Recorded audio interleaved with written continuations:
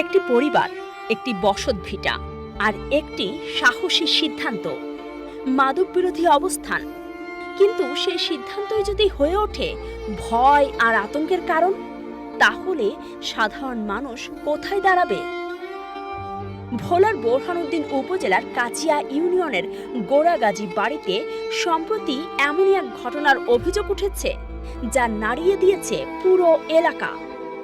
অভিযোগ অনুযায়ী স্থানীয়ভাবে কিছু ব্যক্তি দীর্ঘদিন ধরে মাদক সংশ্লিষ্ট কার্যক্রমের সঙ্গে জড়িত এমন দাবি রয়েছে এলাকাবাসীর।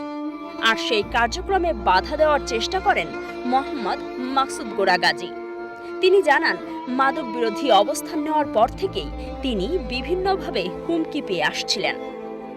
এরই ধারাবাহিকতায় এক রাতে তার বাড়িতে হামলার ঘটনা ঘটে বলে অভিযোগ করেন তিনি। ভুক্তভোগীর ভাষ্য অনুযায়ী রাতের আধারে একদল ব্যক্তি তার বসত বাড়িতে প্রবেশ করে ভাঙচুর চালায়। সুপারি বাগানের বেশ কয়েকটি গাছ কেটে ফেলা হয় এবং ঘরের মূল্যবান মালামাল লুট করে নিয়ে যাওয়া হয়েছে বলেও দাবি করা হয়েছে।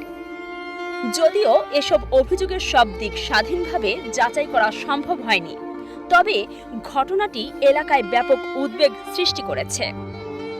বর্তমানে মাকসুদ গাজীর পরিবার চরম আতঙ্কে দিন কাটাচ্ছে।